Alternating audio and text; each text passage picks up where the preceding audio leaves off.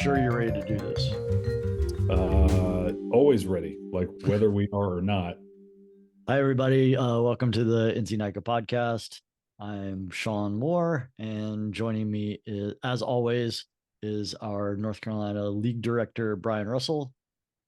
Brian, we just finished a race, the first race of the season at Browns Creek. And I think we had a smashing success. It looked dicey at the beginning. It was dumping rain Friday evening through Saturday morning at about 7 a.m. Like I was sleeping and the rain was just coming down. And I was like, ooh, I don't know about this, but I think it was just about perfect. What do you think? So I'm a little sensitive to weather after my first season, right? Last season for cancellations, and I hate to say even after our first event, I'm already tired of weather decisions and calls and the like. And thanks to the team that came together the Thursday prior, and just made the best analysis we could, and we thought we could pull it off, and sure enough, we did. So yeah, like you said, even late Friday, a lot of dumping rain. Maybe it's good to start at Browns Creek. Everyone that was there knows that trail system just it laughs at the water. It soaks it up. Minus maybe the swamp in the like middle of the new race course that got a little dicey Saturday afternoon. But by and large, all the sand out east here just it eats up the water, and we were okay for the Yeah, weekend. we were doing the course preview for coach supporters, and we hit that little section, and that just like my little cyclocross brain clicked, and I like just went into it and went full stick and just kept pedaling hard and kind of floated right through it. And Jerry Rader from Onslow County Composite, he was like kind of like amazed slash jealous because I think he's probably 3 times my size. So he's not exactly floating in that mud whenever he hits it. So Yeah, no, no. definitely I had a little advantage there because he was like, you just accelerated through that. Like, yeah. Yeah, no doubt. And we'll probably talk for a few minutes here right now about Browns Creek and what makes it special. I'd love to use this opportunity just to give a shout out to Glenn from Cape Fear SORBA, who spent his Saturday afternoon of his free time trying to help us mitigate that wet area. If you remember all the carpet and the tarps, and we were down there moving them left, moving them right all afternoon, and that's what makes Browns Creek a special place. The trail boss, Cape Fear SORBA, Greg Brinson, president, and Glenn just given his own free time to just have a great race for these kids, and it was evident. So thanks to them for doing that for us. And like you said, I think of all the courses, like that's the course that if you're going to get dumping rain the day before race weekend, like that's the one to have it at. Now you don't remember, but our very first season, so this is season 8, season 1, the first race was set for uh it was in Leland, North Carolina, which is nearby in the coast. And that first race weekend was the same as what we do with Browns Creek, but in that first season it snowed, and it snowed at the beach. Like it didn't snow here in the mountains, but it was snowing at the beach and through the Piedmont. So it had to be canceled for snow, even though it was the coastal event. So that one had to be postponed to the very end of the season. So at least we're not getting that. You're not dealing with that in your first seasons. Snow on the beach is somewhat of a sign, yes. It's not going to go well. I think that's the Brunswick trail system, also managed by Yes. Resort. But yeah, that's a fun little trail system. I'd love to bring the league back there, but I chuckle every time I drive there because you can only park about 50 cars at Brunswick. Yeah. We were too big for it then. So Yeah, we're definitely yeah, too big for it now. Well, I think, thinking back on it, not just the race course, which was phenomenal and new, like that was something that we got a lot of positive feedback on. It was a new race course for us with some new parts on it, which was really cool. But we also were able to set up a separate adventure course that was being ridden on Saturday by teams with their coaches. And we got really good positive feedback on that as well. I think, all in all, like having that variety of experiences for people was really good. And I think you made note that we had a few student athletes who registered for the weekend, not intending to race, but just to come for adventure. But then they ended up having such a great time on Saturday that they stuck around and raced on Sunday. Is that correct? Yeah, I heard that 3 times on Saturday, Shawn. Wasn't quite sure they were going to race, but they got there Saturday. We're just having a great time. And I suspect there's a little bit of, we can call it positive peer pressure, from friends like, hey, why don't you race tomorrow? And because we had everyone register, I didn't have to think twice about the call up list. That student was on there and I just called the name and he or she stepped in the chute. And it's just kind of one of those, I'm wearing my grit hoodie tonight. Thank you, Skylar Arnold, for a great design. But it's one of those lessons learned from the grit program that, Shell and our grit committee members had noticed. Some of the girls would come on Saturday, not sure they were going to race, but they just got good positive reception on Saturday. And they're like, yeah, what the heck? I'll step into the start chute. That's what we try to replicate here at Browns Creek, but for the season. Like, come on in, have a great time, and, make the Sunday morning decision if you want. Not a problem. And I can see it being daunting, but that environment on Saturday, a little bit lower stress, lower key, but getting all that positive feedback and then going, yeah, I want to line up and race on Sunday is great. And then, Sunday we were able to keep the adventure course open, and we even had a warm up loop that student athletes were able to ride that was only a half mile. And that was something that we got really positive feedback on that, like being able to warm up on a piece of single track so that they were able to get their kind of heads in the game, get their bodies back in the mode of being on single track before actually towing the line and heading out on their race laps. So Yeah, that was good. yeah, it's all related to the race course decision. Why change it?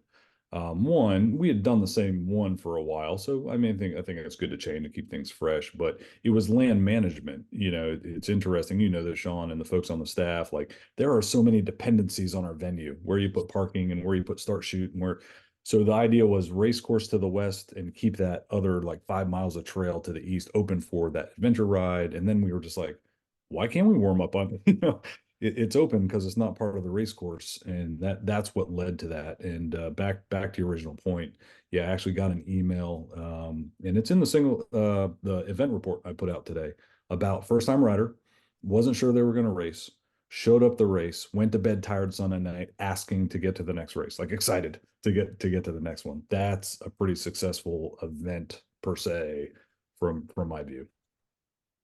And we had the adventure course, which was new. We had live results, which is new for us this year, which I think was a really cool addition to things. So everyone was able to pull up live results during the race of how things were going. And that was available with a QR code at the traditional results tent, but also it was a link in the event flyer. Is that correct? Yeah, we're trying to maximize our technology. So it's a button on the website. Go to whatever that event is for the weekend, click the button for results, and it will bring you to race results. And you can see live results during the race. It's in the event flyer. You're exactly right. There's a link to it. There's a QR code. So if you're a coach and you've printed out your flyer, you want to get to the results, QR it. And then, yeah, we put a couple posters around the results board. And even Diane, Jenny, volunteer coordinators, Heike registration. They were looking at the results board like all day Sunday. Not a lot of traffic around the results board because people could click to it right on the phone. And I'm talking with Lee Brinson late Sunday. He was one of the last ones to leave. Him and Noah were packing up like the team area and they're headed out. And like, hey, how'd it go? And hey, where's Juliana? Where's Juliana Brinson? Like long-standing member. And she had to stay home or whatever. But Juliana was watching the results and like texting Lee all day, like, hey, so and so is finishing and doing really well. And so I think, yeah, coaches love it. They track their kids, mom, grandma, whoever around the country is watching, and we will sustain that. Whenever we've got the internet connectivity to do it, Shawn will sustain that throughout the season. So folks And can. another thing we're going to sustain is going to be linking that event flyer in TeamSnap in the venue notes. So everybody on the team will have that at their fingertips with TeamSnap. So if your team is using Team Snap, we've created those event weekends that has the directions that the can click on, pulls up, Google Maps or whatever mapping software you're using, takes you right to the venue. And then we've got that event flyer. So even if changes are made, that event flyer is a live link. So it will always reflect the latest version of things. And I think that's where we're really trying to home in on making sure that everybody has at their fingertips all of the information that they need in a really easy way. And then the other cool thing, we've talked about it before, but we finally got to see them, was Matt Hawkins from Ridge Supply was on hand. This is the closest venue to his home base in Wilmington, and he has made special edition podium socks for all of our student athletes who make the podium. And so this was the first time, and he was on hand to kind of present that first batch out. And I thought that was really cool as well. So the only way to get those socks is to get on the podium at a North Carolina NICA race, which is pretty cool. Yeah, it is pretty cool. He's definitely a supporter of what we're doing in the league. He likes the fact we're kind of raising the next generation. He's been a long line cyclist and part of the community. So it's great to have him on board, and he saw all the action there. And I'll just use this, Shawn. We're recording Thursday night, probably go out Friday morning. I'll just give a teaser to everyone to pay attention to your single track times that goes out tomorrow. Special discount code for some Ridge Supply stuff in that single track times for league members. So great supporter for the league. Appreciate what you do, Matt Hawkins, to support our student athletes. That's awesome. And I think that also is kind of a good time for us to remind everyone that because we are trying to put all of this type of media into our YouTube channel, please take a moment, if you're watching this on YouTube, to like and subscribe so that way you get notifications whenever it comes out. That really helps us and will help us to kind of gauge interest in what we're doing and be able to help spread the word of what we're doing as well. So a lot of it is the more subscribers we can get, the more people we get put in front of, and the more people that we're able to reach out to and kind of bring into the North Carolina NICA family. All right, so let's talk a little bit about the spring giveaway, unless you've got something else you want to add about Browns Creek. Oh, we might come back to Browns Creek just because it was, again, a pretty good weekend. I put my summary on it. Everything we just mentioned, right? A kid that wants to come back, race for the first time and wants to come back, had a great time. Reports of some kids, Shawn, that had raced for many seasons, didn't race this past weekend, and it was their best weekend ever. Okay, that's kind of interesting. And then I'll say we're evaluating new categories this season, ability based for high school. And I got an email from a coach today that followed. He was sweeping the high school 3 boys. And I think some folks or most folks know that high school 3, that category is for brand new high school student athlete. And previously in the league, if you were like maybe junior, 11th grader, we were making you do 2 or 3 laps as your first race ever. And now okay, let's just start with the 1 and just see how it goes. But yeah, it gave me a report of that student athlete having a little bit of problems out there. Stop, not sure I can do it. Coach came up kind of encouraged to continue. Finished. That was that athlete's goal, just to do the lap of the race. And so really positive on some of the new changes. And just like we talked about, there were a lot of changes. Things went fairly smoothly. Very few injuries, Shawn. Very few penalties, chief referee, right? No So penalties. yeah. So pretty good. Pretty good. Part of me was like, oh, we set the bar pretty high for the season. So oh, yikes. But hey, thanks to everyone that's listening here, because you're all involved in that. Coach, parent, student athlete, volunteer, like you're all part of bringing that together to make it just a fantastic event for our kids. So yeah, fantastic. But part of the new, a lot of changes this season is the way we're running what is traditionally being referred to as the Trek giveaway. It's our spring fundraiser, and I'll go straight to the bottom line up front. This fundraiser is truly for the league level about getting more kids on bikes. We take our fundraising donations and I put it right into the scholarship fund. So those families they don't have the resources. We're pushing that into our scholarship fund. So the things you contribute to that campaign, everyone is very, very impactful. But even this season, because apparently we're changing a lot, Shawn, like it's new this season too. So it's a hybrid model. Still online, just like normal, but we gave out paper tickets at Browns Creek. Each team got a packet of paper tickets for their kids to hand out, walk around neighborhood, walk around school, whatever the case may be. There's new prizes, not just the bike from Trek and helmet, but most of our sponsors are providing something. We mentioned Ridge Supply, providing some socks. Fidlock, adventure sponsor, providing some gift certificates. So there's a lot more to benefit from in that giveaway. And as we think about transition to talking a little bit about Salisbury, for each event, Shell, our programs director, has got a special activity lined up for folks. So for Salisbury, the team that gets the most donations by this Sunday, so 10 March by midnight that night, the team with the most donations gets a special prize pack for our movie night at Salisbury. You get your own VIP area, black lights, things like that. So it's a way to kind of encourage the participation in the campaign. And we'll have something like that at each venue. So kudos to Shell for coming up with some creative ways to make it fun and exciting for folks. So I think you need to back up there though. Like we're having a movie night. We're having a movie night at Salisbury, and it's not just a grit movie night, which I think a lot of people are familiar with. This is for any student athlete, male or female, that registers in Pit Zone for that movie night. There is a limit to it, but yeah, we're going to do a movie night at Salisbury along the event theme. Do we know the movie or is it a surprise? The movie is Up.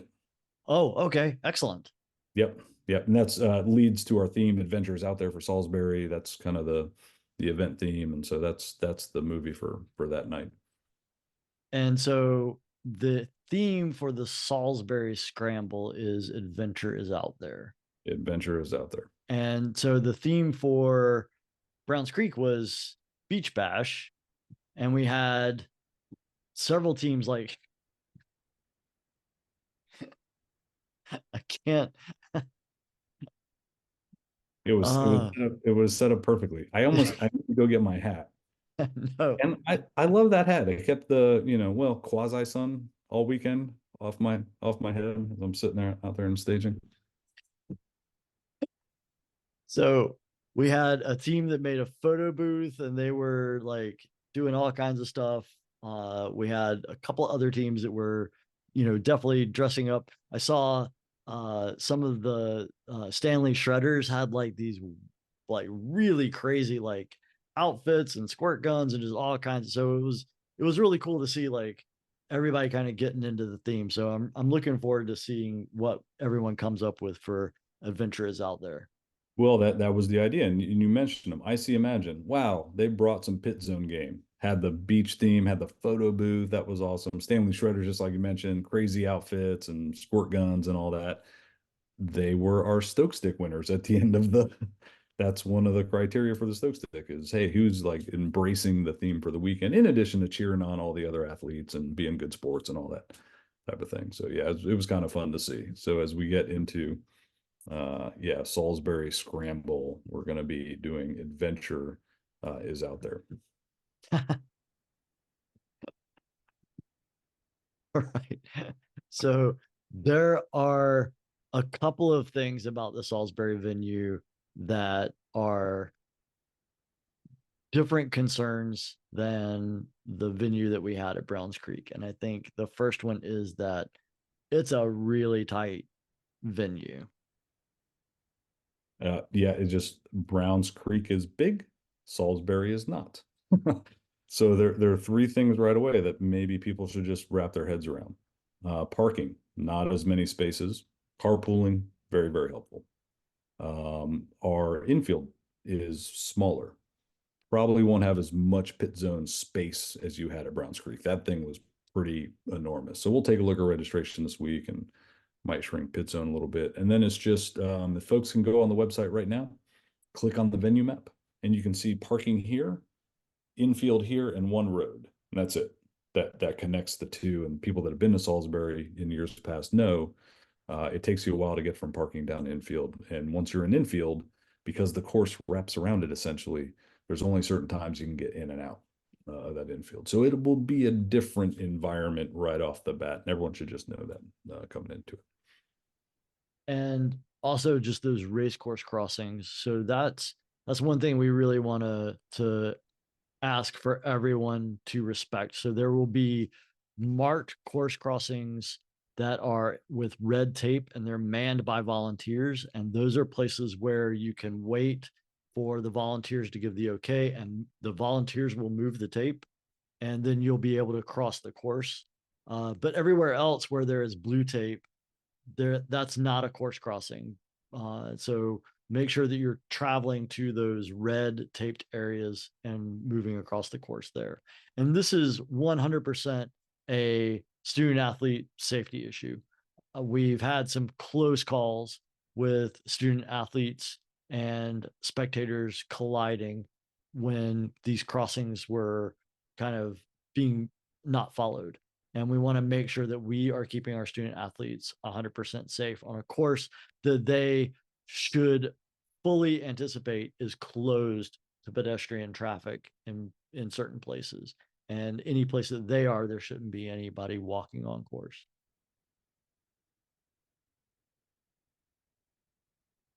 So Saturday, we're looking at not a adventure course this time, but now we're going to be switching over to teen trail core. And so there will be a trail work opportunity. There's going to be 2 sessions of those, one at 1:15 and one at 3:45. And that does require pit zone registration. So in pit zone, you'll see registration for those 2 TTC events that are going on Saturday. Then there is a rock crawler passport activity for passport activity number 22 and 25. And so that'll be available as well. And so those student athletes that are utilizing the adventure passports, like bring your adventure passports, because at all of the events, you can take that to the adventure tent and they will stamp whatever your coaches have signed off on and give you credit for that. Yeah, and that includes also on Saturday some fix a flat tire clinics set up in the adventure area.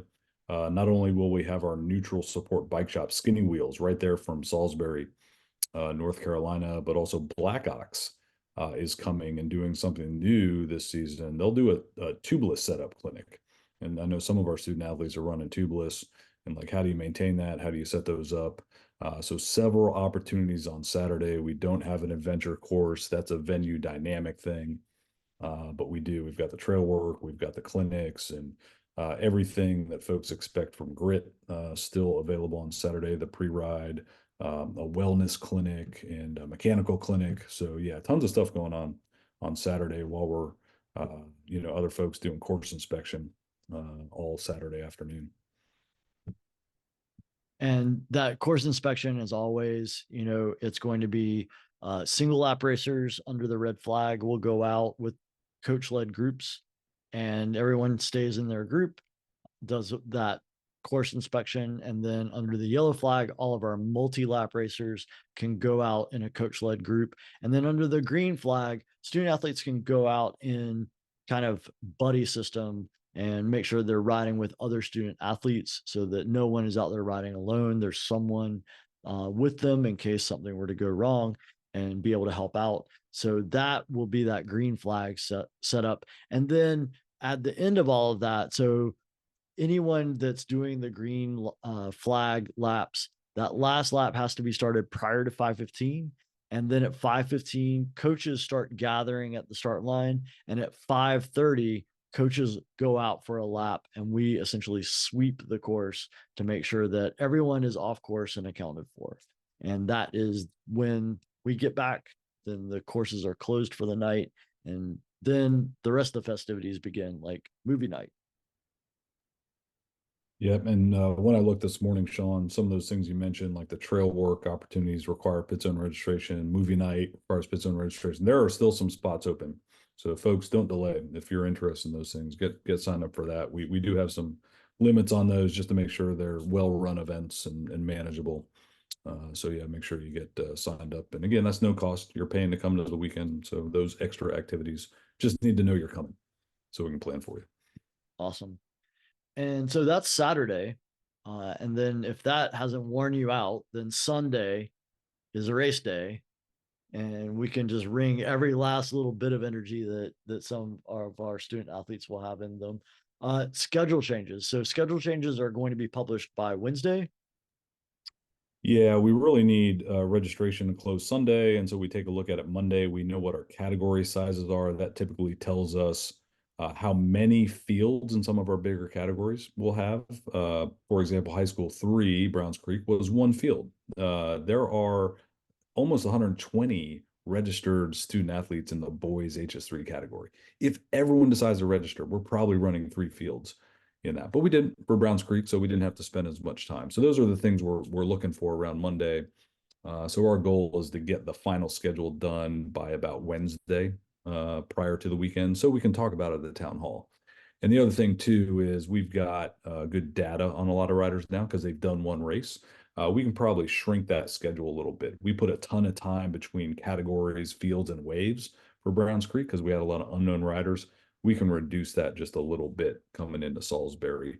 So maybe not as long a day when we can squeeze some of the fields and categories together. So yeah, by Wednesday next week, we should be pretty firm on the schedule for And Sunday. another thing for everybody to realize is that right now you can go on our YouTube channel to see a course preview, and it's a first person action video of the whole course. And so you can ride it just like you're riding your own bike and see all the parts of the course. And that's under the course previews playlist. So go to our YouTube channel and you'll be able to look at that, as well as if you missed Browns Creek, you can see the fun that you missed at Browns Creek too. And that one was riding along with you.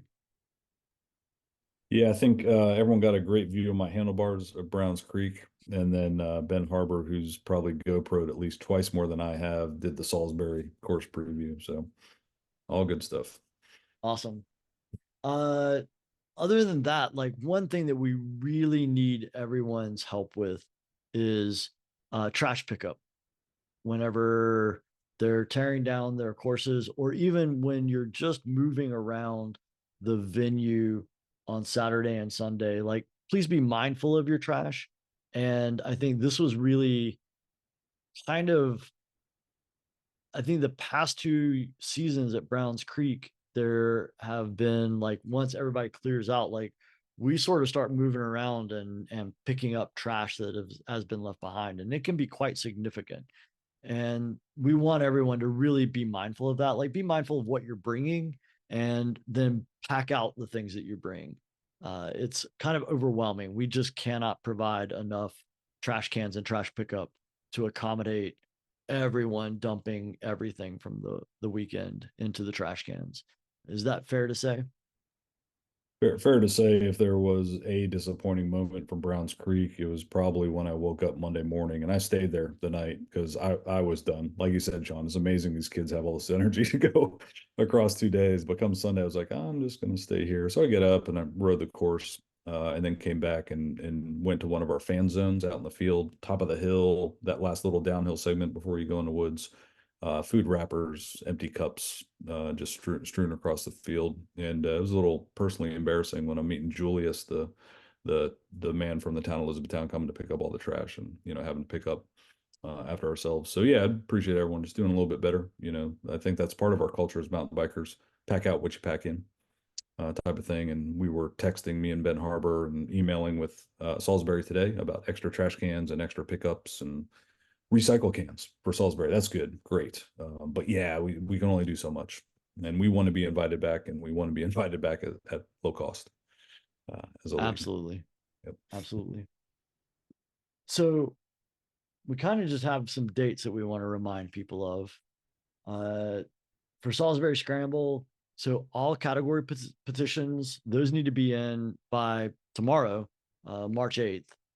And event registration, that closes on Sunday, March 10th at 11:59 p.m. And then our town hall is going to be on Wednesday, March 13th, and that's going to be at 8 p.m. or 7:30. 8 p.m. and Zoom. Folks will see that Zoom link in the single track times tomorrow, but we'll send out a reminder Wednesday morning as well with the Zoom link in there. Awesome.